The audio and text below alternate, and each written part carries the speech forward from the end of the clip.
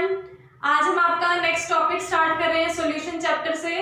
और सॉल्यूशन के आपने लास्ट क्लास में आइडियल और नॉन आइडियल सॉल्यूशंस की बात की थी। वहां पर आपने जस्ट क्राइटेरिया देखा था कि किन सॉल्यूशंस को आइडियल सॉल्यूशन बोलते हैं, किन सॉल्यूशंस को आप नॉन आइडियल सॉल्यूशंस बोलते हो।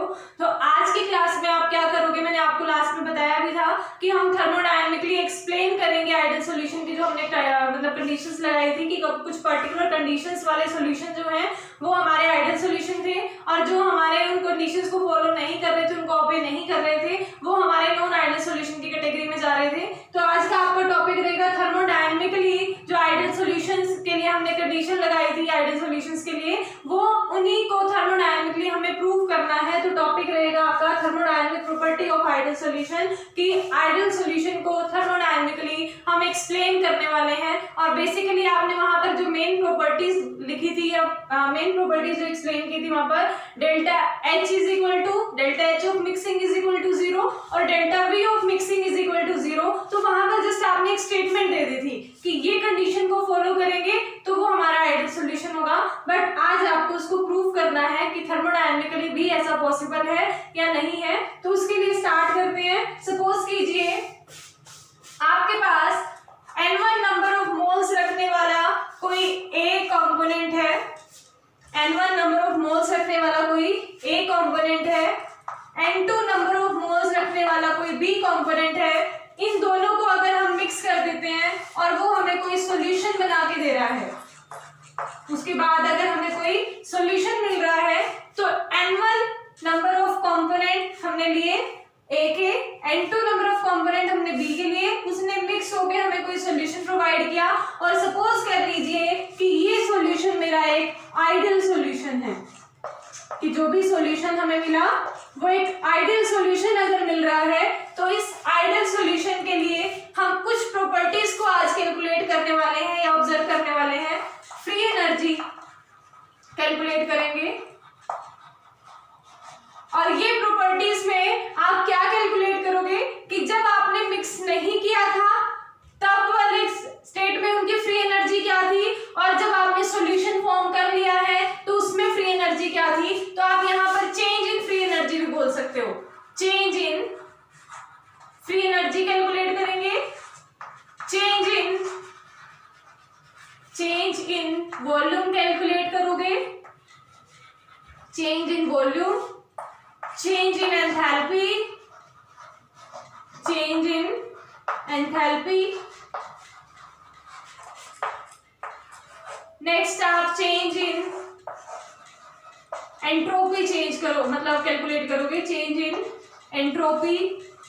और ये कब करने हैं सारी प्रॉपर्टीज ही आफ्टर मिक्सिंग, हम इनको ऑब्जर्व करने वाले हैं।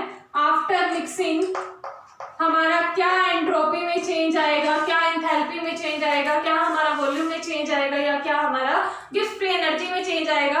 हालांकि जब आपने आइडियल सॉल्यूशन को एक्सप्लेन किया था, उसका क्राइटेरिया जब आपने देखा था, तो ये दो ही टर्म्स आपने वहां पर इन्वॉल्व की थी कि वॉल्यूम चेंज 0 होना चाहिए और एंथैल्पी चेंज 0 होनी चाहिए। बट इस चीज को आप यहाँ पर थर्मोडायनेमिकली एक्सप्लेन करोगे कि क्या वॉल्यूम चेंज 0 आता है या एंथैल्पी चेंज क्या हमारा 0 आता है, या अगर 0 नहीं आ रहा है तो क्या वैल्यू रखेगा। सेम चीज यहाँ पर भी कि आपका फ्री एनर्जी में गिब्स फ्री एनर्जी, मतलब गिब्स फ्री एनर्जी में क्या चेंज आता है। बिफोर मिक्सिंग क्या गिब्स फ्री एनर्जी रहती है, और आफ्टर मिक्सिंग जो सॉल्यूशन फॉर्म हो जाता है उसके बाद हमारी क्या गिब्स फ्री एनर्जी रहेगी, वो चीज ऑब्जर्व करनी है। साथ के साथ आपको एंट्रोपी भी कैलकुलेट करनी है। तो 1 बाय 1 इनको डिस्कस करेंगे। और सबसे पहले हम गिब्स फ्री एनर्जी के लिए ही चेंज कैलकुलेट करेंगे, क्योंकि इससे जो हमें मैथमेटिकल रिलेशन मिलेगी वो आगे के प्रोसीजर में हमें हेल्प करने वाली है। वहीं से हम डायरेक्ट वॉल्यूम चेंज और एंथैल्पी चेंज कैलकुलेट कर सकते हैं, क्योंकि कुछ हमारे पास थर्मोडायनेमिक रिलेशंस ऐसे हैं जिनका हमें पता है, और उनको डायरेक्ट यूज करके हम आगे अपना चेंज इन वॉल्यूम और चेंज इन एंथैल्पी वगैरह ये टर्म्स हम कैलकुलेट कर सकते हैं। तो चेंज इन फ्री एनर्जी की हम बात कर रहे हैं। चेंज इन फ्री एनर्जी के लिए अगर मुझे डेल्टा जी चेंज कैलकुलेट करना है, तो इसका मतलब मुझे क्या क्या पता होना चाहिए।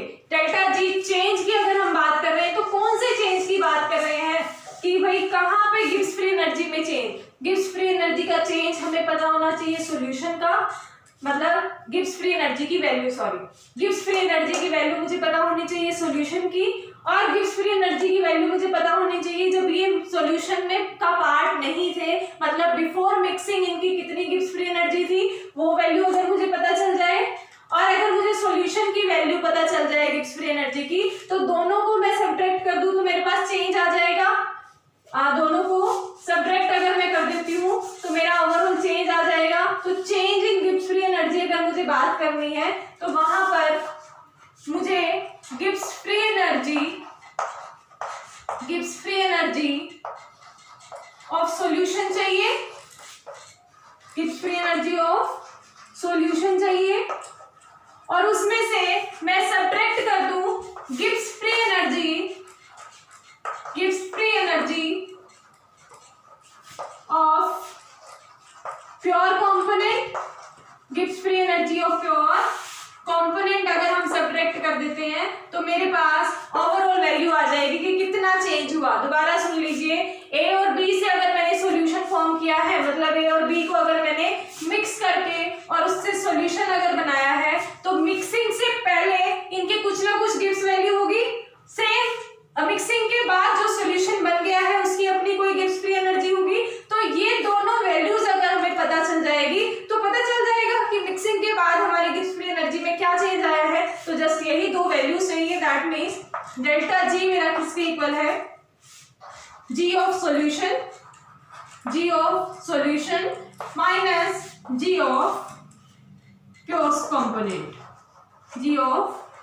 प्योर कंपोनेंट, मतलब Gibbs free energy of solution और में से माइनस कर दें हम Gibbs free energy of component, तो हमारा चेंज आ जाएगा। जैसे आप अगर चेंज इन वॉल्यूम की बात करते हो ना, आप क्या करते हो, फाइनल वॉल्यूम में से हम इनिशियल वॉल्यूम माइनस कर देते हैं तो चेंज इन वॉल्यूम आ जाता है। इसी तरह से जो हमारा फाइनली बना है और किससे बना है वो दोनों टर्म्स को सब्ट्रैक्ट कर देंगे तो हमारा change in Gibbs free energy आ जाएगा। तो अब हमारे पास दोनों वैल्यूज होनी चाहिए, कौन सी वैल्यू, सॉल्यूशन की गिब्स एनर्जी और हमारी कंपोनेंट्स की गिब्स एनर्जी। तो वो टर्म हम पहले लिख लेते हैं कि सॉल्यूशन की गिब्स फ्री एनर्जी किसके किसके इक्वल होगी और हमारी प्योर कंपोनेंट्स की किसके इक्वल होगी। सॉल्यूशन में कौन कौन इन्वॉल्व है, सॉल्यूशन में हमारा मतलब सॉल्यूशन जो फॉर्म हुआ है वो किससे किससे हुआ है, जी ऑफ सॉल्यूशन की अगर मैं बात करूं या मैं जी ऑफ प्योर कंपोनेंट की अगर बात करती हूं, जी ऑफ प्योर कंपोनेंट, कंपोनेंट्स कौन कौन है, ए है और बी है। सॉल्यूशन में कौन कौन किसका किसका सॉल्यूशन बना हुआ है, ए का और बी का दोनों का सॉल्यूशन बना हुआ है। तो हमारा सॉल्यूशन में भी गिब्स फ्री एनर्जी ए और बी की ही आएगी, और गिब्स ये प्योर कंपोनेंट की भी अगर हमें लेनी है तो भी हमारी ए और बी की ही वैल्यूज चलेंगी। तो बट यहाँ पर डिफरेंस दोनों में क्या है, दोनों में डिफरेंस ये है, यहाँ पर ये कुछ अलग गिब्स फ्री एनर्जी रख रहे होंगे और यहाँ पर ये हमारी कुछ डिफरेंट गिब्स फ्री एनर्जी रख रहे होंगे। सपोज करो सॉल्यूशन के पास जब आ गए हैं ये, मतलब सॉल्यूशन में जब ये कन्वर्ट हो गए हैं, सपोज करो इनकी गिब्स फ्री एनर्जी, इसकी G1 है, मतलब ए की G1 है और बी की हमारी G2 है। क्या कहा कि हमारा सॉल्यूशन फॉर्म होने के बाद हम सपोज करके चल रहे हैं, अभी तो हमें ये भी नहीं पता, देखो कि ये भी हम मतलब एग्जैक्टली नहीं कह सकते कि प्योर कंपोनेंट से सॉल्यूशन में जाने के बाद गिब्स फ्री एनर्जी चेंज हुई है या नहीं हुई है। हम एक जनरल पर्सपेक्शन लेके चल रहे हैं कि जब भी हमारा कोई भी कंपोनेंट थे वो मिक्स हुए, सॉल्यूशन फॉर्म किया, तो वहां पर हो सकता है गिब्स फ्री एनर्जी चेंज हो गई हो। हम कहते हैं भाई यहाँ सपोज कर लो यहाँ पर मेरी ए कंपोनेंट वाली गिब्स फ्री एनर्जी G1 हो और बी वाली हमारी अगर G2 हो, यहाँ पर भी इसी तरह से हमें अज्यूम करना पड़ेगा। सपोज करो ए की कंपोनेंट की यहाँ पर G1 बार से हम रिप्रेजेंट कर देते हैं और बी कंपोनेंट की गिब्स फ्री एनर्जी हम G2 बार से रिप्रेजेंट कर देते हैं। वैसे G1 G2 ही रखा हुआ है, जस्ट उनके ऊपर एक हमने बार का साइन लगा दिया सिर्फ एक दूसरे से डिफरेंशिएट करने के लिए G1 और G2 से। तो हमारा एक G1 G2 ये कब है, सॉल्यूशन की किसके किसके लिए, ये ए की गिब्स फ्री एनर्जी, ये बी की गिब्स फ्री एनर्जी सॉल्यूशन में, और ए की गिब्स फ्री एनर्जी हमारी G1 बार हमने अज्यूम की है और बी की गिब्स फ्री एनर्जी हमारी G2 बार हमने ली है। और ये कब ली है, प्योर कंपोनेंट में।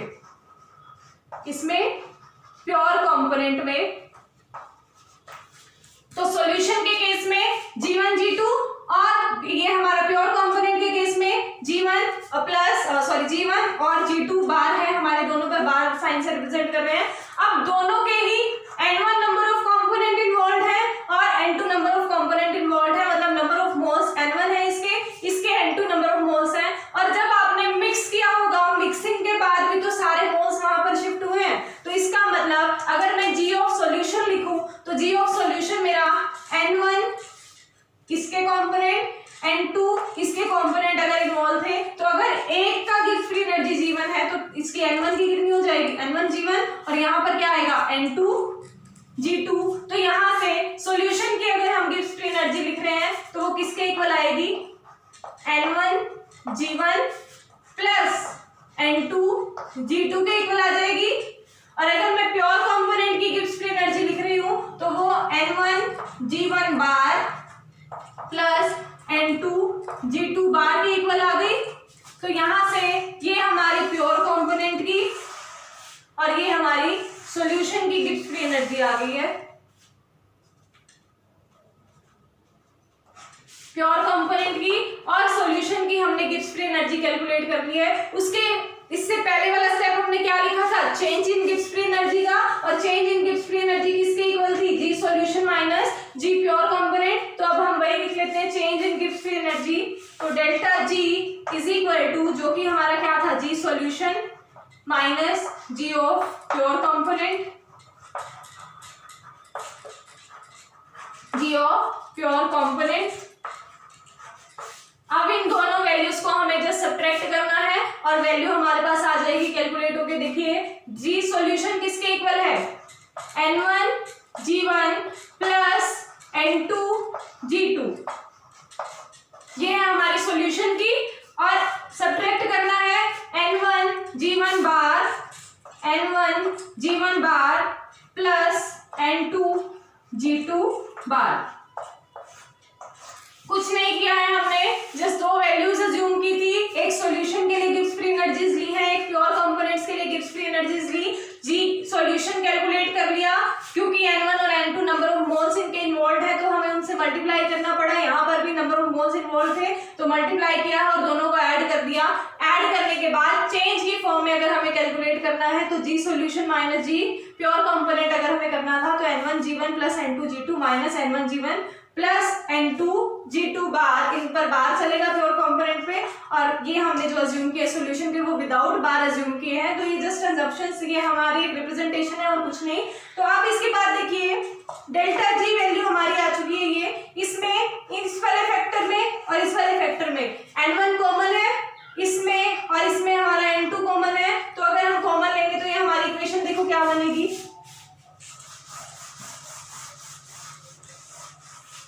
ऊपर ही लिख देते हैं यहाँ पे।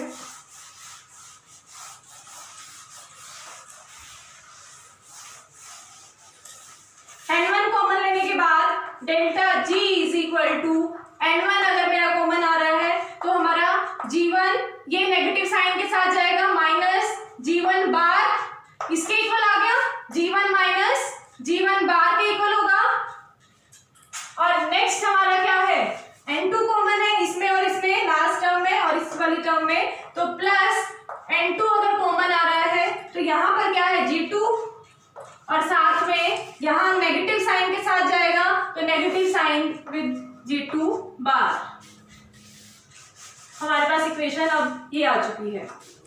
अब इसमें आपको एक थर्मोडायनेमिक टर्म को यूज करना है कि किसी भी आइडियल सॉल्यूशन में, यहां तक सभी को समझ आ गया है, उसके बाद आगे हमें कैसे प्रोसीड करना है। देखो किसी भी आइडियल सॉल्यूशन में अगर हम गिब्स फ्री एनर्जी को, किसी कंपोनेंट की गिब्स फ्री एनर्जी को कैलकुलेट करते हैं तो वो हमारी इक्वल होती है। यहां तक तो हमने इनका दोनों का डिफरेंस लिया है जनरल प्रिस्पेक्शन के साथ। अब हम एक हमारी स्टैंडर्ड थर्मोडायनेमिक मतलब रिलेशन को यूज करने वाले हैं। उस स्टैंडर्ड थर्मोडायनेमिक रिलेशन में क्या कंडीशन होती है, अगर कोई आइडियल गैस है या आइडियल सॉल्यूशन है, आइडियल सॉल्यूशन में किसी भी कंपोनेंट की गिब्स फ्री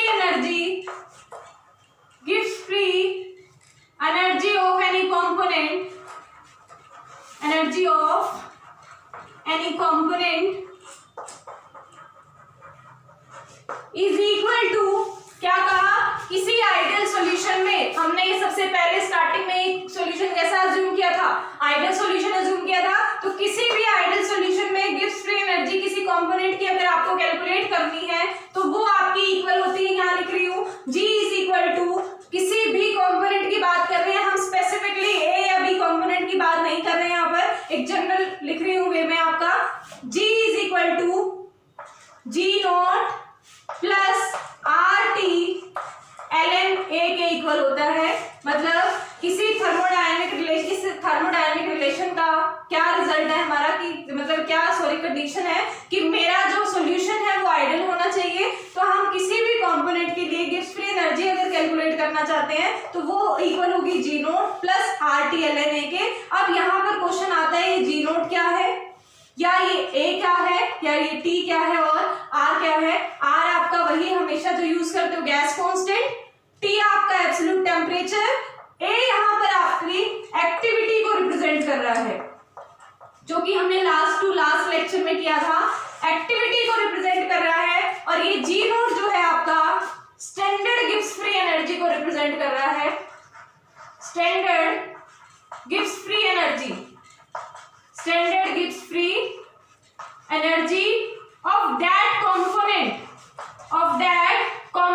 जिस भी कंपोनेंट की आप गिब्स फ्री एनर्जी कैलकुलेट करने चले हो उसकी स्टैंडर्ड गिब्स फ्री एनर्जी, मतलब उसकी स्टैंडर्ड गिब्स फ्री एनर्जी उस कंपोनेंट की रिप्रेजेंट करता है ये G नोट। तो यहाँ पर देखो हमारे पास दो कंपोनेंट है A और B। अगर A की गिब्स फ्री एनर्जी मैंने G1 से रिप्रेजेंट की है, A की गिब्स फ्री एनर्जी अगर मैंने G1 से रिप्रेजेंट की और B की अगर मैंने गिब्स फ्री एनर्जी G2 से अगर रिप्रेजेंट की है किसी सॉल्यूशन के अंदर की बात कर रहे हैं। हाँ एक चीज और, जब हम यहाँ पर आइडियल सॉल्यूशन की बात कर रहे हैं ना, तो आप यहाँ पर कंफ्यूज मत होना, हमने इनकी स्टैंड मतलब प्योर स्टेट में गिब्स फ्री एनर्जीज क्या ली थी, बार वाली टर्म ली थी ना, बार लगा के ली थी, और सॉल्यूशन में हमने G1 और G2, सिंपल G1 G2 लिया था। तो अब अगर आप ये कंडीशन अगर आप अप्लाई करोगे तो ये सॉल्यूशन पर अप्लाई कर रहे हो, किसी कंपोनेंट पर अप्लाई नहीं कर रहे, सिंपली किसी एक सिंगल कंपोनेंट पर आप अप्लाई नहीं कर रहे, किसी सॉल्यूशन पर आप अप्लाई कर रहे हो। और सॉल्यूशन यहाँ पर फॉर्म हुआ है, तो हम जो गिब्स फ्री एनर्जी कैलकुलेट करने वाले हैं वो ये वाला G1 या ये वाला G2 कैलकुलेट कर सकते हैं, ना कि G1 बार और G2 बार। तो यहाँ पर आपने जब ये G1 मतलब A कंपोनेंट की G1 और B कंपोनेंट की G2 अगर आपने गिब्स फ्री एनर्जीज ली है, तो यहाँ पर मैं अगर ये जनरल फॉर्म में है हमारे पास इक्वेशन, तो मैं G1 के लिए भी कैलकुलेट कर सकती हूँ और G2 के लिए भी। अगर मैं G1 के लिए कैलकुलेट करूँ ये इक्वेशन, वो किसके इक्वल होगी, G1 is equal to G1 bar plus R T ln A के इक्वल हो जाएगी। G1 is equal to G1 bar plus R T ln A1, sorry R T ln A, G1 naught sorry. ये देखो सबसे important चीज यहाँ पर ये ध्यान रखना, आइडियल सॉल्यूशन होना चाहिए और आइडियल सॉल्यूशन की गिब्स फ्री एनर्जी ऑफ किसी भी कंपोनेंट का गिब्स फ्री एनर्जी आप कैलकुलेट कर सकते हो किसी भी आइडियल सॉल्यूशन की। और साथ ही साथ ये ध्यान रखना हम सॉल्यूशन वाले ही गिब्स फ्री एनर्जीज लेंगे। ये रब कर रही हो, अब इसके बाद ये वाला फैक्टर यहाँ पर लिखूंगी, वहां तो सारा होच-पोच हो गया है। यहाँ देखिए अगर मेरी जनरल इक्वेशन ये है तो मेरी G1 is equal to G1 naught plus R T ln A के इक्वल हो सकता है। इसी तरह से G2 is equal to G2 naught plus R T ln A के इक्वल हो सकता है। ये दोनों टर्म्स हमारी इक्वल हो सकती है, मतलब ये दोनों टर्म्स हम इसके बेसिस पर लिख सकते हैं। और ये लिखने के बाद अब देखिए ये G1 नोट या G2 नोट हमारा क्या रिप्रेजेंट कर रहा है, यहाँ पर ये स्टैंडर्ड गिब्स फ्री एनर्जी को रिप्रेजेंट कर रहा है कंपोनेंट्स की। कौन कौन से कंपोनेंट किसकी, ए की भी और बी की। ये ए की रिप्रेजेंट करता है, ये बी की मतलब Gibbs free energy standard state में रिप्रेजेंट कर रहा है। और साथ ही साथ हमने यहाँ पर लिखा था G1 बार और ये लिखा था हमने G2 बार। ये क्या रिप्रेजेंट कर रहा था, ये प्योर स्टेट की सॉरी एक second, Gibbs free energy of pure component को रिप्रेजेंट कर रहा था, ऑफ प्योर कंपोनेंट को रिप्रेजेंट कर रहा था ये। तो जनरली क्या होता है, ये हमारा स्टैंडर्ड स्टेट्स है, ये हमारे प्योर स्टेट्स हैं। स्टैंडर्ड स्टेट में और प्योर स्टेट में एक्टिविटी जो होती है किसी भी कंपोनेंट की या किसी भी सब्सटेंस की, एक्टिविटी 1 के इक्वल होती है। एक्टिविटी कहाँ यूज की थी हमने, ये रही ए और यहाँ पर भी ये। किसी भी सॉलिड या लिक्विड के लिए जो हमारी गिब्स फ्री एनर्जीज होती हैं स्टैंडर्ड स्टेट की या किसी भी प्योर कंपोनेंट की, वो हमारी इक्वल होती है और साथ के साथ वहां पर हमारी एक्टिविटी 1 के इक्वल होती है उन केसेस में। दोबारा सुनो क्या बोला कि किसी भी सॉलिड या लिक्विड मतलब सॉल्यूशन में standard Gibbs free energies equal होती है प्योर कंपोनेंट की गिब्स फ्री एनर्जीज के। मतलब क्या कि अगर आप स्टैंडर्ड स्टेट में कैलकुलेट कर रहे हो किसी भी कंपोनेंट की गिब्स फ्री एनर्जी या उसकी प्योर स्टेट में कैलकुलेट कर रहे हो, क्योंकि यहाँ देखो सॉल्यूशन फॉर्म होने के बाद के लिए थी रिलेशन वैसे तो, बट इसमें आप एक एक टर्म्स यूज कर रहे हो। ये टर्म क्या है, स्टैंडर्ड स्टेट की गिब्स फ्री एनर्जी उस कंपोनेंट की, तो स्टैंडर्ड स्टेट की गिब्स फ्री एनर्जी और हमारी प्योर स्टेट की गिब्स फ्री एनर्जीज इक्वल होती है। इसका मतलब मेरा G1 इधर लिखेंगे, जी यही लिख देती हूँ, चलो G1 जो है वो G1 बार हमारा इक्वल होगा G1 नोट के। G1 बार इक्वल होगा G1 नोट के। इसी तरह से G2 बार इक्वल होगा हमारा G2 नोट के। तो ये दोनों रिलेशंस हमने कहाँ से लिखी, मतलब ये क्यों लिखी है, क्योंकि किसी भी सॉलिड या लिक्विड के लिए अगर आप गिब्स फ्री एनर्जी कैलकुलेट कर रहे हो किसी सॉलिड लिक्विड सॉल्यूशन के लिए, या फिर आप किसी कंपोनेंट की उससे उनमें से जो भी कंपोनेंट है उन कंपोनेंट्स की प्योर कंपोनेंट की फॉर्म में अगर आप गिब्स फ्री एनर्जीज कैलकुलेट कर रहे हो, तो वहां पर वो दोनों वैल्यूज का मीनिंग सेम ही है, दोनों सेम रिजल्ट देंगी। क्योंकि देखो ये इक्वेशंस हमने सॉल्यूशंस के लिए अप्लाई की थी, हालांकि बार बार मैं यही चीज रिपीट कर रही थी कि भाई सॉल्यूशंस होंगे तभी ये इक्वेशन एप्लीकेबल होगी, बट सॉल्यूशन के केस में इक्वेशन तो ये यूज होगी, बट यहाँ पर ये हमने स्टैंडर्ड गिब्स फ्री एनर्जीज ले रखी है। तो स्टैंडर्ड गिब्स फ्री एनर्जीज का मीनिंग यही होता है कि आप प्योर कंपोनेंट की फॉर्म में उसकी गिब्स फ्री एनर्जी कैलकुलेट कर रहे हो। तो G1 naught is equal to G1 bar और G2 नोट मेरा इक्वल होगा G2 बार के, मतलब दोनों की स्टैंडर्ड और प्योर स्टेट की हमारी गिब्स फ्री एनर्जीज इक्वल होंगी। तो अगर मेरा G1 bar is equal to G1 naught है, तो जहां पर मेरा G1 नोट है मैं क्या वहां पर G1 बार वैल्यू लिख सकती हूँ। सिर्फ ये दोनों टर्म्स अभी याद रखो, और ये मैं बीच वाला रब कर रही हूँ, इसमें हम इन दोनों वैल्यूज में पुट करेंगे।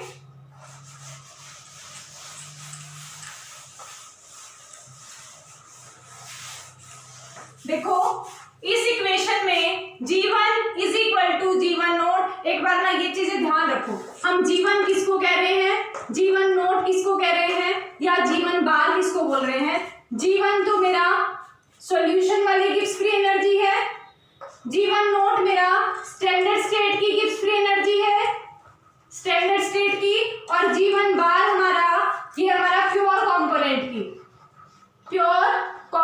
की। तो कंफ्यूज नहीं होना है कि कौन सी गिब्स फ्री एनर्जी कौन सी है। 3 टाइप के G यूज कर रहे हैं हम किसी एक ही कंपोनेंट के लिए, G1 नोट और G1 बार। G1 मेरा सॉल्यूशन की गिब्स फ्री एनर्जी को रिप्रेजेंट करेगा, G1 बार प्योर कंपोनेंट की, और G1 note standard, G1 note जो है वो स्टैंडर्ड की। तो अगर मेरा यहाँ पर इस रिलेशन में standard Gibbs free energy use हो रहा था, तो वहां पर मैं G1 बार वैल्यू पुट कर सकती हूँ क्या। तो यहाँ आ जाएगा आपका G1 is equal to G1 bar plus RT ln A। ये इक्वेशन आई।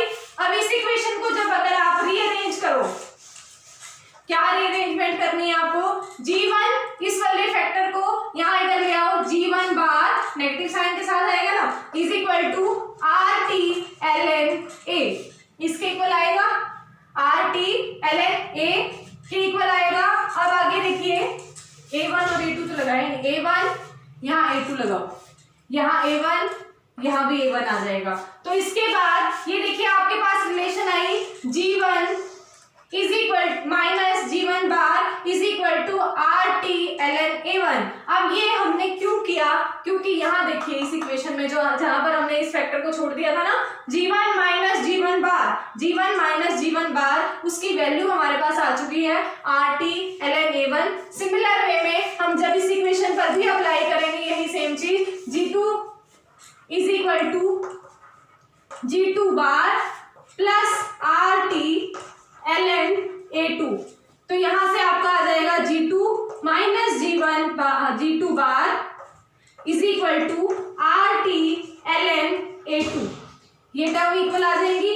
और अब इन दोनों वैल्यूज को हमें जस्ट इस इक्वेशन में पुट करना है और इस इक्वेशन में पुट करके हम अपना ओवरऑल रिजल्ट फाइंड आउट कर लेंगे। तो अब हम इन दोनों वैल्यूज को यहाँ पर पुट कर रहे हैं, तो देखिए क्या आएगा रिजल्ट हमारा।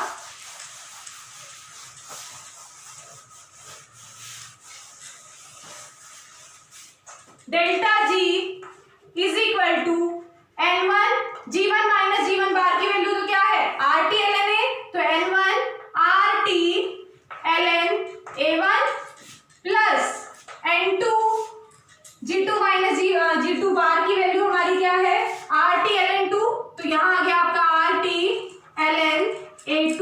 तो आपकी रिलेशन आ गई है ये, जो कि आपका change in Gibbs free energy को कैलकुलेट करके देगा किसमें, जब आपका कोई भी सॉल्यूशन मतलब कोई भी दो कंपोनेंट्स जो है आपके मिक्स होके एक आइडियल सॉल्यूशन फॉर्म कर रहे हैं, तो हमारी ये रिलेशन आएगी। बट आप मेरा लास्ट टू लास्ट लेक्चर याद कीजिए जहां पर हमने एक्टिविटी फ्यूगेसिटी और एक्टिविटी कोएफिशिएंट को डिस्कस किया था। तो वहां याद करो कि हमने जो एक्टिविटी है वो हमने नॉन आइडियल सॉल्यूशन के लिए ली थी, आइडियल सॉल्यूशंस के लिए तो हमने दो ही टाइप की टर्म्स के फॉर्म में बोला था, या तो हम कॉन्सेंट्रेशन की फॉर्म में कैलकुलेट कर सकते थे या हम पार्शियल प्रेशर की फॉर्म में कैलकुलेट कर सकते थे। जिसको नहीं अभी भी समझ आ रहा वो फ्यूगेसिटी वाला लेक्चर देखना, एक्टिविटी फ्यूगेसिटी वाला, वहां पर मैंने पूरा एक्सप्लेन किया हुआ है कि अगर मेरा आइडियल सॉल्यूशन है तो उस टाइम पे हम पार्शियल प्रेशर या कॉन्सेंट्रेशन की फॉर्म में अपना रिजल्ट कैलकुलेट कर सकते थे। और नॉन आइडियल के केस में हम एक्टिविटी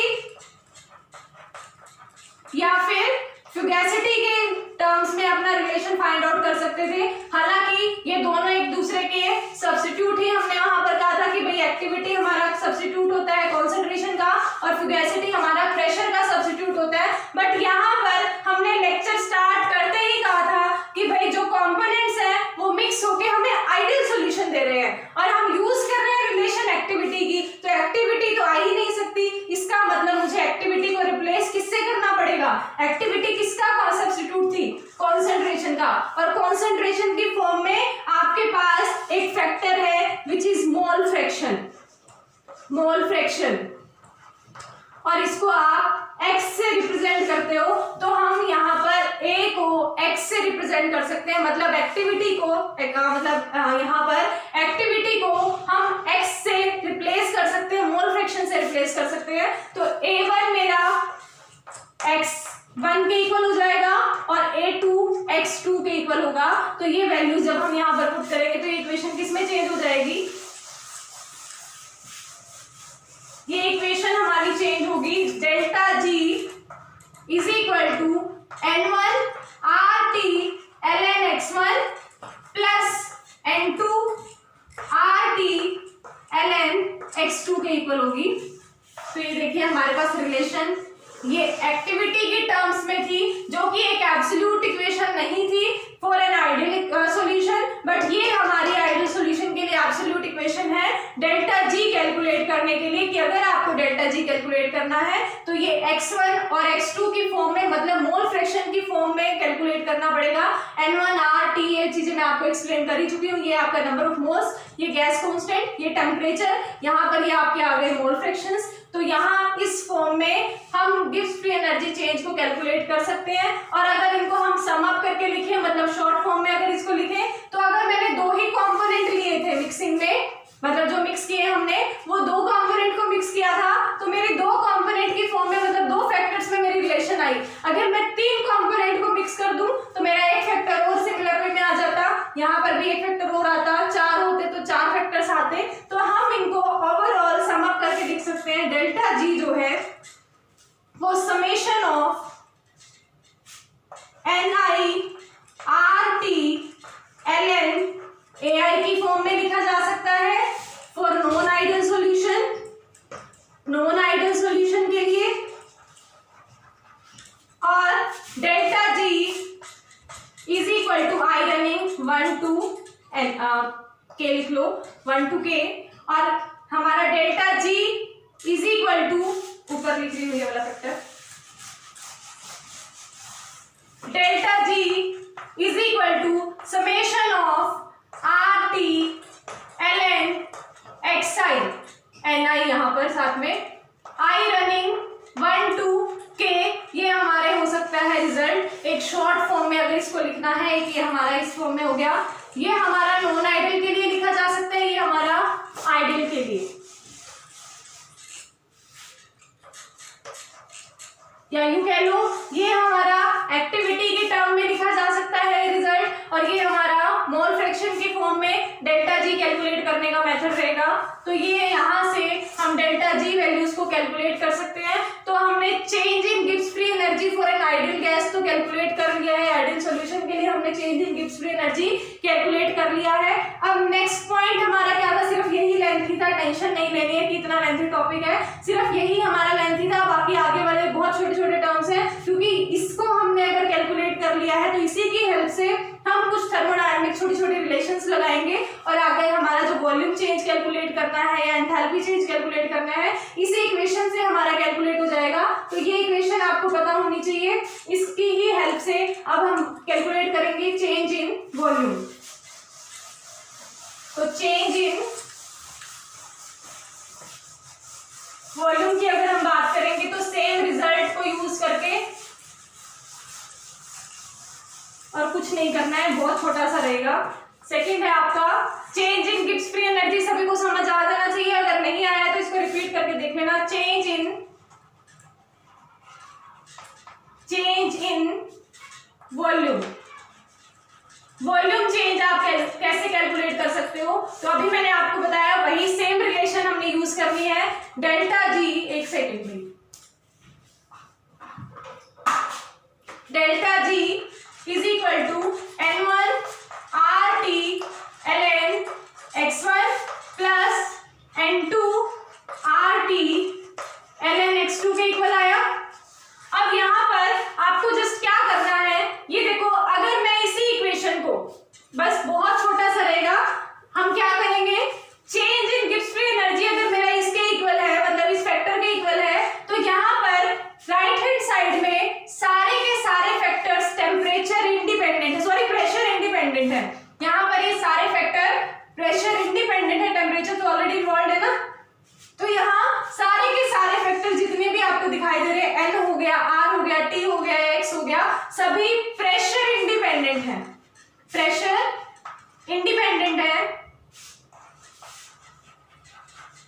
अगर मैं इस इक्वेशन को ओवरऑल प्रेशर के विद रिस्पेक्ट टू में डिफरेंशिएट कर दूं, इस पूरी कंप्लीट इक्वेशन को लेफ्ट हैंड साइड को भी और राइट हैंड साइड को भी, अगर मैं प्रेशर के विद रिस्पेक्ट टू में डिफरेंशिएट कर दूं और टेम्परेचर अगर मैं कांस्टेंट रखूं, क्या कहा, इस इक्वेशन को ही मैं अगर गिब्स फ्री एनर्जी वाले ये जो फैक्टर आया change in Gibbs free energy, इस इक्वेशन को ओवरऑल अगर मैं प्रेशर के विद रिस्पेक्ट टू में डिफरेंशिएट कर दूं और टेम्परेचर अगर मैं कांस्टेंट रखूं, तो मेरा रिजल्ट क्या आएगा, 0।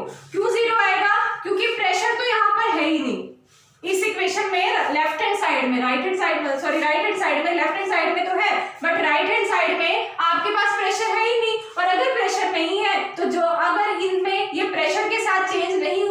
तो ये हमारे कॉन्स्टेंट्स की तरह बिहेव करेंगे, और अगर ये कॉन्स्टेंट की तरह बिहेव करेंगे तो उस टाइम पे इनका डिफरेंशिएशन किसके इक्वल आएगा, 0 के इक्वल आएगा। तो अगर मैंने यहाँ पर जस्ट क्या कंडीशन लगाई, differentiate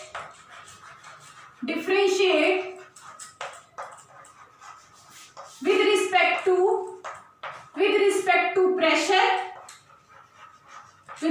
to pressure at constant temperature को हमने कांस्टेंट कर दिया है और हमने प्रेशर के विद रिस्पेक्ट टू में डिफरेंशिएट किया। और ऐसा क्यों किया, अब माइंड में यही क्वेश्चन आना चाहिए कि हमने ऐसा ही क्यों किया। तो ऐसा करने का रीजन हमारा क्या है, हमारे पास ऑलरेडी आपने लास्ट ईयर में की थी थर्मोडायनेमिक्स में, जब थर्मोडायनेमिक वाला कंसेप्ट आपने किया था, वहां पर थर्मोडायनेमिक्स में आपने थर्मोडायनेमिकल एक रिलेशन यूज की थी, और वो रिलेशन आपकी क्या थी, curl delta G by curl P at constant temperature, ये मेरा इक्वल होता है चेंज इन वॉल्यूम के। ये आपने थर्मोडायनेमिक रिलेशन यूज की हुई है, मतलब डिराइव की थी वहां पे। तो इनफैक्ट ये एक थर्मोडायनेमिक रिलेशन हमने डिराइव की थी, और ये थर्मोडायनेमिक रिलेशन हमने अब यूज करनी है यहाँ पर, जिसकी हेल्प से हम चेंज इन वॉल्यूम को कैलकुलेट कर सकते हैं, थर्मोडायनेमिकल रिलेशन। ये थर्मोडायनेमिकल रिलेशन है हमारी।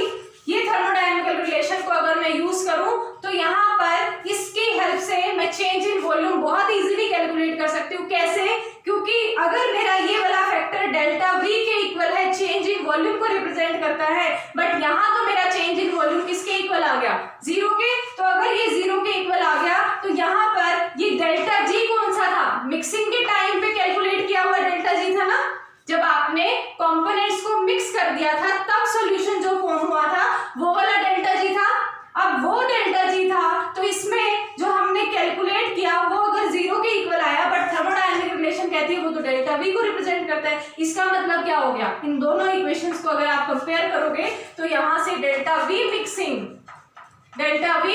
किसके इक्वल आ गया, 0 के, जो कि हमने प्रूफ करना था, जो कि हमने आइडियल कंडीशन में, मतलब आइडियल सॉल्यूशन में एक कंडीशन लगाई थी। क्या कंडीशन लगाई थी कि भाई डेल्टा वी मिक्सिंग जो है वो 0 होनी चाहिए। तो हमने इसको थर्मोडायनेमिकली एक्सप्लेन कर दिया।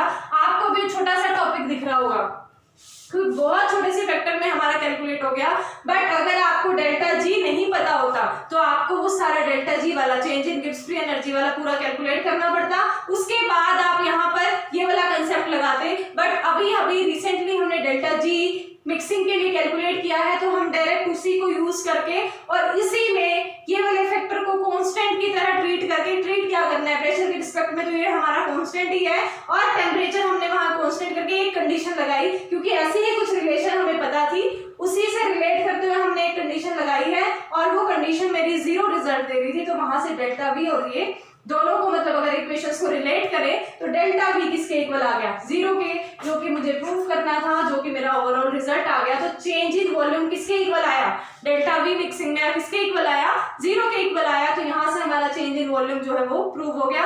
अब नेक्स्ट आपको करना है चेंज इन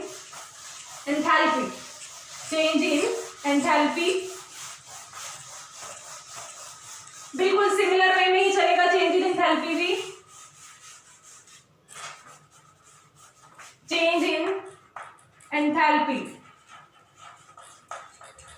जैसे आपने वहां पर किया, बिल्कुल सेम ही करना है, जस्ट एक मैथमेटिकल रीअरेंजमेंट करनी है। टेम्परेचर इसके पास भी है, इसके पास भी, अगर मैं कॉमन ले लूं तो बाहर आ जाएगा। मैं पूरा लिख के नहीं दिखा रही, जस्ट बता रही हूँ क्या कर रहे हैं। टेम्परेचर कॉमन अगर हम ले लें तो टेम्परेचर हमारा बाहर आ जाएगा, और यहाँ अगर टेम्परेचर आ जाता है तो ये वाला फैक्टर हमारा मल्टीप्लिकेशन में डिवीजन में जा सकता है। तो यहाँ से हमने टेम्परेचर को गायब कर देना है, और temperature delta G by T की फॉर्म में चला जाएगा। जस्ट टेम्परेचर कॉमन लिया, कॉमन लेके हम उसको डिवीजन में ले गए हैं। तो delta G by T is equal to N1 R ln x1 के plus N2 R ln x2 के इक्वल आ गया। ठीक है, अब वही इक्वेशन है, हमने कुछ नहीं किया, जस्ट ये टेम्परेचर ही तो डिवीजन में लेके आए हैं। जो गिब्स फ्री चेंज वाली हमने इक्वेशन कैलकुलेट की थी वही इक्वेशन है, जस्ट उसी का मैथमेटिकल रीअरेंजमेंट किया है। अब इस इक्वेशन में डेल्टा जी बाय टी इधर लेफ्ट हैंड साइड में रह गया, राइट हैंड साइड में हमारे ये फैक्टर्स हैं। इसमें अगर मैं टेम्परेचर की बात करूं तो यहाँ टेम्परेचर तो है ही नहीं। अगर मैं इस इक्वेशन को ओवरऑल टेम्परेचर से डिफरेंशिएट कर दूं, टेम्परेचर के साथ डिफरेंशिएट कर दूं, तो ये वाला फैक्टर तो मेरा टेम्परेचर के लिए क्या है, कांस्टेंट की तरह बिहेव करेगा, क्योंकि टेम्परेचर यहाँ पर है ही नहीं, टेम्परेचर नहीं है तो ये टेम्परेचर डिपेंडेंट क्वांटिटी है ही नहीं हमारी राइट हैंड साइड कंप्लीटली। तो अगर ये टेम्परेचर पर डिपेंडेंट नहीं है और अगर इसी इक्वेशन का, इस वाले फैक्टर का मैं टेम्परेचर के रिस्पेक्ट में डिफरेंशिएशन कर दूं तो ये वाला फैक्टर फिर से क्या रिजल्ट देगा, हमें 0 रिजल्ट देगा। तो हम क्या कर रहे हैं, differentiate with respect to temperature, और यहां पर आप प्रेशर कांस्टेंट कर दो, एट कांस्टेंट प्रेशर। फिर से हम बिना मतलब नहीं कर रहे हैं, ये भी इसका भी हमारे पास एक थर्मोडायनामिकल रिजल्ट है, पहले वही लिख लो, curl G delta G by T, curl delta G by T at with respect to temperature. अगर हम इसको डिफरेंशिएट करते हैं और प्रेशर अगर हम इसमें कांस्टेंट रखते हैं तो वो मेरा factor delta H by T square with negative sign के इक्वल होता है, delta H by T square negative sign के साथ इसके इक्वल होता है। तो अब हम यहाँ पर इसी इक्वेशन को यूज करने वाले हैं, जस्ट क्या कर रहे हैं, इस वाली इक्वेशन को हमने टेम्परेचर के विद रिस्पेक्ट टू में डिफरेंशिएट करना है और डिफरेंशिएट करके प्रेशर को मैं कांस्टेंट रख रही हूँ ओवरऑल। तो हम क्या कर रहे हैं, कर्ल डेल्टा जी बाय टी को मैं डिफरेंशिएट कर रही हूँ टेम्परेचर के रिस्पेक्ट में, और यहाँ पर मेरा प्रेशर जो है वो कांस्टेंट रहेगा। और टेम्परेचर के रिस्पेक्ट में डिफरेंशिएट करोगे तो यहाँ टेम्परेचर की क्वांटिटी तो है ही नहीं, तो टेम्परेचर इंडिपेंडेंट टर्म है, और टेम्परेचर इंडिपेंडेंट अगर है तो इसका डिफरेंशिएशन तो क्या आ जाएगा, 0 के इक्वल आ जाएगा। और अगर ये 0 के इक्वल आया तो हम इस थर्मोडायनामिकल रिलेशन को यूज करके क्या इन वाले फैक्टर्स को रिलेट कर सकते हैं, इन दोनों फैक्टर को कंपेयर कर सकते हैं। देखो क्या किया है, वही गिब्स फ्री एनर्जी चेंज वाली इक्वेशन ली, इक्वेशन में रीअरेंजमेंट करके टेम्परेचर को हम राइट हैंड साइड में ले गए। क्यों लेके गए हैं, क्योंकि हमें ये वाली फैक्टर मतलब लेफ्ट हैंड साइड जो थी वो कंप्लीटली टेम्परेचर इंडिपेंडेंट बनानी थी, और वो टेम्परेचर इंडिपेंडेंट बनाने के लिए हम जस्ट टेम्परेचर को उधर ले गए। तो अब ये सारी टेम्परेचर इंडिपेंडेंट है, तो इसका डिफरेंशिएशन अगर मैं टेम्परेचर के रिस्पेक्ट में करूंगी तो वो तो आ जाएगा 0। बट यहाँ पर टेम्परेचर है, अगर यहाँ पर टेम्परेचर है तो delta G by T with respect to T की वैल्यू हम कह सकते हैं कि वो 0 के इक्वल आएगी। हम इसको डिफरेंशिएट करेंगे तो ये वाला फैक्टर मेरा 0 के इक्वल आएगा। बट हमें एक थर्मोडायनामिकल रिलेशन पता है, जो कि ये भी आपने लास्ट ईयर की थी, थर्मोडायनामिकल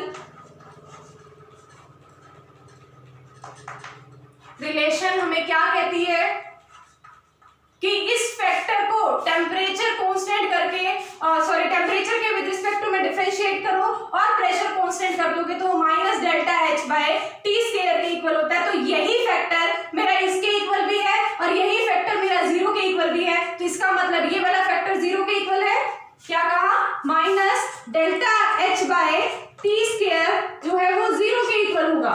और अगर ये 0 के इक्वल है तो ये टी स्क्वायर उधर मल्टीप्लिकेशन में जाएगा तो माइनस डेल्टा एच तो 0 के इक्वल हो जाएगा, और ये नेगेटिव साइन भी अगर हम उधर शिफ्ट कर देंगे तो delta H is equal to 0 के इक्वल आ जाएगा। और आपकी ये मैथमेटिकल रिलेशन प्रूव हो जाएगी कि डेल्टा एच ऑफ मिक्सिंग,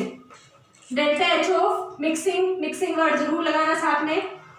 तो डेल्टा एच ऑफ मिक्सिंग मेरा 0 के इक्वल आ गया। जस्ट इन दोनों को हमने कंपेयर करना है इक्वेशंस को, इनकी लेफ्ट हैंड साइड दोनों की इक्वल है तो राइट हैंड साइड्स भी इक्वल होंगी, और अगर राइट हैंड साइड्स इक्वल होंगी तो मतलब delta H by T square is equal to 0 होगा, तो माइनस डेल्टा एच भी 0 के इक्वल होगा। और यहाँ से हम कह सकते हैं डेल्टा एच जो है वो 0 के इक्वल होगा, that means delta H mixing 0 के इक्वल आ चुका है हमारा। तो हमने चेंज इन एंथैल्पी भी कैलकुलेट कर ली, और आइडियल के केस में आपने यही कंडीशन लगाई थी पहले, मतलब यही क्राइटेरिया दिया था, डेल्टा एच 0 होना चाहिए और डेल्टा वी 0 होना चाहिए। तो वो दोनों को हमने थर्मोडायनामिकली भी प्रूव कर दिया है, अभी वॉल्यूम को किया था, अब एंथैल्पी कर दी है। तो यहाँ से हमने इसको थर्मोडायनामिकली भी प्रूव कर दिया कि आइडियल कंडीशन के लिए हमारा डेल्टा एच या डेल्टा वी जो है वो 0 के इक्वल होना चाहिए। अब लास्ट बचा है आपका एंट्रोपी चेंज, वो भी कैलकुलेट कर लेते हैं।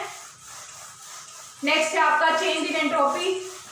लेक्चर लेंथी हो जाएगा, इसको मतलब फिर भी पर इसको अलग अलग पार्ट्स में नहीं करवा सकते थे, इसीलिए साथ में कराना पड़ा।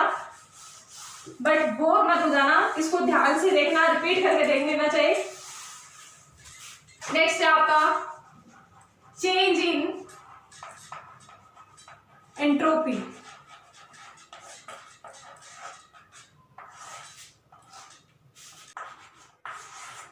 हाँ जी, ये लास्ट है आपका चेंज इन एंट्रोपी। तो अब इसमें देखो, इससे पहले ना ये चीज ध्यान रखना, अभी हमने दो चीजें प्रूव की हैं, डेल्टा वी मिक्सिंग और डेल्टा एच मिक्सिंग,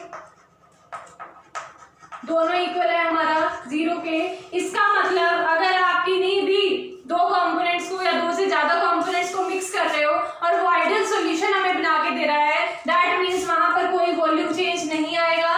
मतलब आप जितना अमाउंट मिक्स कर रहे हो उतना ही जितना वॉल्यूम आप मिक्स कर रहे हो उतना ही वॉल्यूम हमें मिलेगा, और एंथैल्पी में भी कोई चेंज नहीं आएगा। मतलब आपका वहां पर मिक्सिंग में ना कोई एक्सोथर्मिक प्रोसेस होगा ना ही कोई एंडोथर्मिक प्रोसेस होगा। तो ये चीज ध्यान रखना, आपसे वो डायरेक्ट मतलब ये ना पूछ के कि डेल्टा वी मिक्सिंग या डेल्टा एच मिक्सिंग 0, तो ये भी आपसे पूछ सकता है कि आइडियल जो गैस है या आइडियल सॉल्यूशन जो है वो आपकी एक्सोथर्मिक या एंडोथर्मिक प्रोसेस को फॉलो करती है या नहीं करती। तो आपको पता होना चाहिए कि डेल्टा एच मिक्सिंग जब उसकी 0 है तो इसका मतलब ना एक्सोथर्मिक प्रोसेस है ना ही एंडोथर्मिक प्रोसेस है। तो यहाँ कंफ्यूज मत हो जाना, अगर वो मतलब इस फॉर्म में आपसे पूछ रहा है कि एक्सोथर्मिक या एंडोथर्मिक फॉर्म में, तब भी आपका सेम यही एक्सप्रेशन चलेगा, और अगर आपसे वो डायरेक्ट पूछ रहा है फिर तो आप पहचान ही लोगे। अब इसके बाद नेक्स्ट है change in entropy. Change in entropy में आपको मैथमेटिकल रिलेशन पता है गिब्स फ्री एनर्जी का, जो कि आप थर्मोडायनेमिक्स में यूज करते हो, delta G is equal to, वो नहीं बोल रही जो अभी यूज करा, हाँ मतलब अभी जो हमने डिराइव करा वो नहीं, एक जनरल जो हम कहते हैं ना G is equal to H minus T S से, वो वाला रिलेशन कह रही हो जो थर्मोडायनेमिक्स में आप यूज करते आए हो। Delta G is equal to delta H minus T delta S, ये रिलेशन होती है हमारी। और अगर मैं मिक्सिंग की बात करूं तो मिक्सिंग में डेल्टा जी मिक्सिंग, जब मैं सॉल्यूशन फॉर्म कर रही हूं तो हम, ये तो हमारी जनरल इक्वेशन है ना, किसी भी सिस्टम पर आप अप्लाई कर सकते हो, delta G is equal to delta H minus T delta S. But अगर मैं सॉल्यूशन फॉर्म कर रही हूं तो डेल्टा जी मिक्सिंग कैलकुलेट की is equal to delta H mixing minus T delta S mixing. यहाँ पर change in Gibbs free energy भी मिक्सिंग वाला आएगा और एंथैल्पी भी हमारा मिक्सिंग वाला आएगा, एंट्रोपी भी आपका मिक्सिंग का ही आएगा। तो यहाँ देखिए, इसमें आपने अभी डिराइव किया डेल्टा एच मिक्सिंग, तो किसके इक्वल है, 0 के इक्वल है, और अगर ये 0 के इक्वल है तो that means delta G mixing किसके इक्वल आ जाएगा, minus T delta S mixing के, टी डेल्टा एस मिक्सिंग के। और अभी हमारा कंसर्न किसको कैलकुलेट करना है, डेल्टा एस को कैलकुलेट करना है ना, एंट्रोपी चेंज कैलकुलेट कर रहे हो। तो यहाँ पर डेल्टा एस मतलब एंट्रोपी जो है उसको अगर आपको कैलकुलेट करना है तो एंट्रोपी डेल्टा एस किसके इक्वल आ जाएगा, delta S mixing which is equal to minus delta G mixing divided by T. Just ये हमारा रीअरेंजमेंट हमने की, ये टी को हम इधर डिवीजन में ले गए और नेगेटिव साइन, तो डेल्टा एस मिक्सिंग मेरा किसके इक्वल आ जाएगा, minus of delta G mixing by T के इक्वल आएगा। अब ये देखो, हमने डेल्टा जी मिक्सिंग तो अभी कैलकुलेट किया था, डेल्टा जी मिक्सिंग किसके इक्वल आया था, delta G mixing is equal to, हाँ ये किसी को नहीं पता है तो ये ध्यान रखना, जी हम गिब्स फ्री एनर्जी से रिप्रेजेंट करते हैं, कई बच्चों को तो यही नहीं पता होता ये जी एच एस क्या लिख रहे हैं या टी क्या लिख रहे हैं।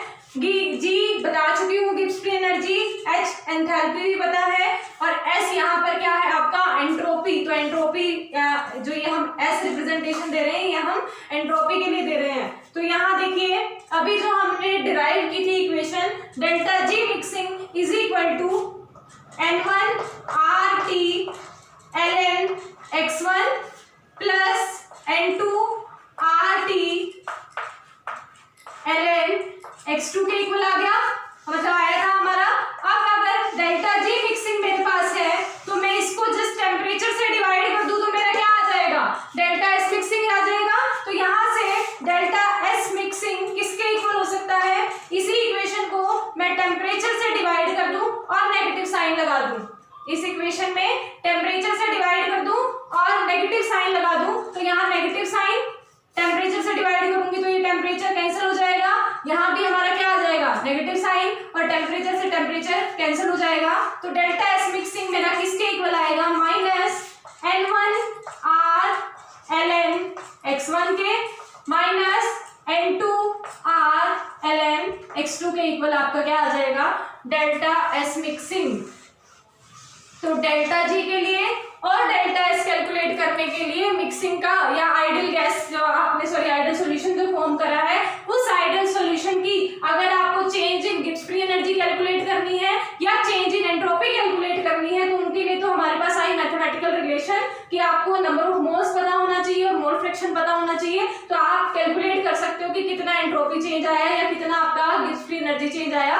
बट आपको अगर किसी आइडियल सॉल्यूशन को मतलब प्रूव करना है कि आइडियल सॉल्यूशन है, तो वहां पर आपका चेंज इन वॉल्यूम वो जीरो होना चाहिए, चेंज इन एंथैल्पी वो भी जीरो होना चाहिए आफ्टर मिक्सिंग। तो ये हमारी चार रिलेशंस हमने की थर्मोडायनामिक कंसेप्ट्स को यूज करते हुए कि डेल्टा जी कैसे कैलकुलेट करेंगे मिक्सिंग का, एस कैसे कैलकुलेट करेंगे, वी और ये एच कैसे कैलकुलेट करेंगे, तो वो सब चीजें हम कर चुके हैं।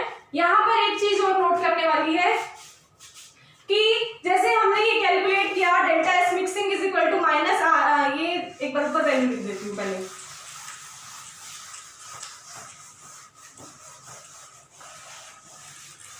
ये देखो डेल्टा एस मिक्सिंग मेरा इक्वल आ गया है माइनस N1R ln x1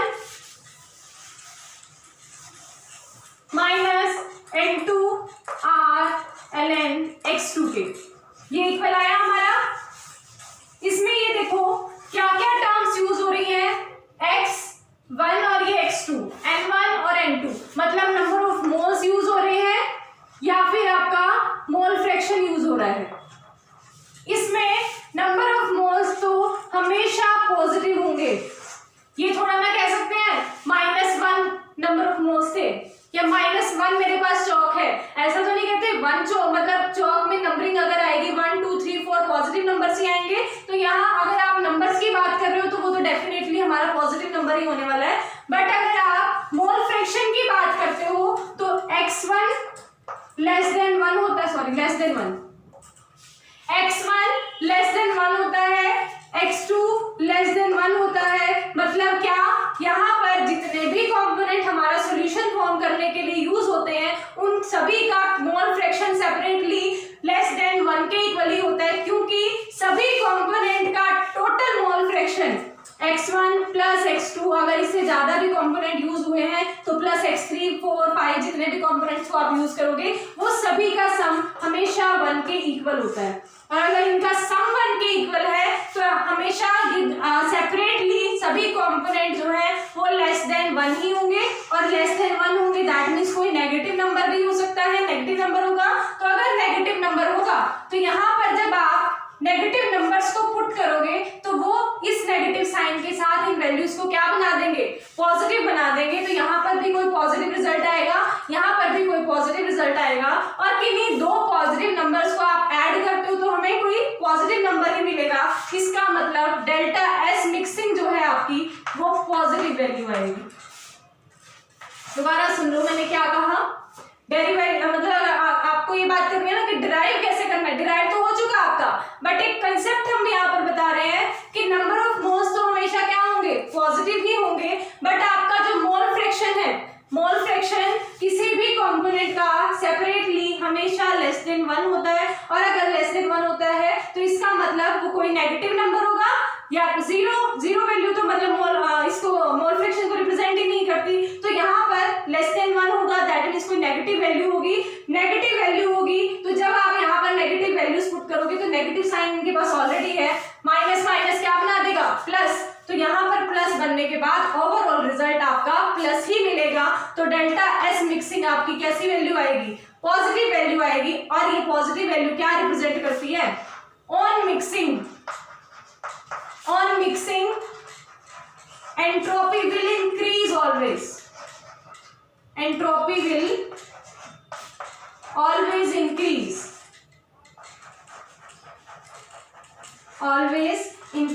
अगर नेगेटिव वैल्यू आती तो एंट्रोपी डिक्रीज हो रही होती, बट नेगेटिव नहीं, पॉजिटिव वैल्यू आ रही है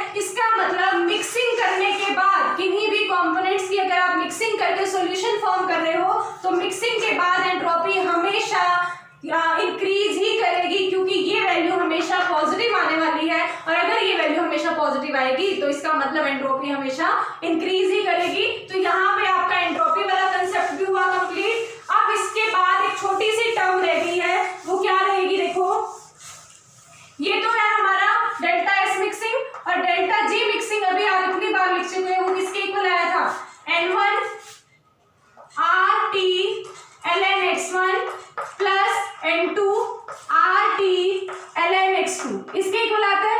ये तो यहाँ पर नंबर ऑफ मोल्स को भी यूज कर रहा है और मोल फ्रैक्शन को भी यूज कर रहा है, बट अगर आपको सिर्फ in terms of mole fraction अगर आपसे कोई रिजल्ट पूछे, मोल फ्रैक्शन पूछे, या आप कोई न्यूमेरिकल सॉल्व कर रहे हो, मिक्सिंग का कोई न्यूमेरिकल सॉल्व कर रहे हो, वहां पर जस्ट आपको मोल फ्रैक्शन वैल्यूज गिवन है, नंबर ऑफ मोल्स नहीं अगर उसने बताए, तब आप डायरेक्ट मोल फ्रैक्शन वाले टर्म्स में ही इन रिजल्ट्स को लिख सकते हो। आप जस्ट क्या करोगे, इसमें सिर्फ इन दोनों इक्वेशंस को ओवरऑल N1 प्लस N2 से डिवाइड कर दो। क्या कहा, इन दोनों ही इक्वेशंस को अगर आप N1 प्लस N2 से ओवरऑल डिवाइड कर देते हो, तो यहाँ जब आप N1 प्लस N2 इस फैक्टर के साथ भी डिवाइड होगा, N1 प्लस N2 इस फैक्टर के साथ भी डिवाइड होगा, यहाँ पर भी N1 प्लस N2 डिवाइड होगा, सिमिलर वे में यहाँ पर भी N1 प्लस N2 डिवाइड होगा। तो हम क्या कह रहे हैं, डिवाइडेड थ्रू आउट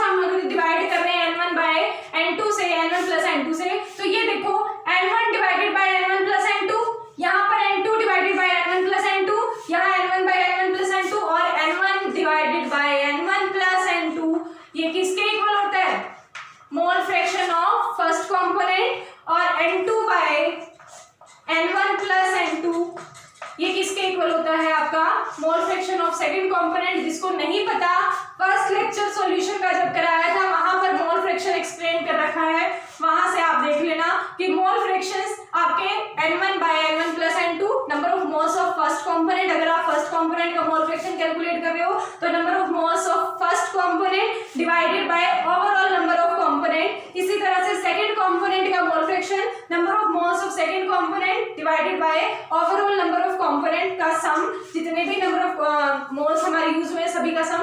तो ये यहाँ पर किसके इक्वल हो जाएगा, डेल्टा एस, तो फिर minus of N1 by N1 plus N2 किसके इक्वल, x1 के, तो यहाँ आएगा x1 R ln x1 plus minus sign चलेगा साथ में, N2 bye N1 plus N2 किसके इक्वल है, x2 के, तो minus x2 R ln x2।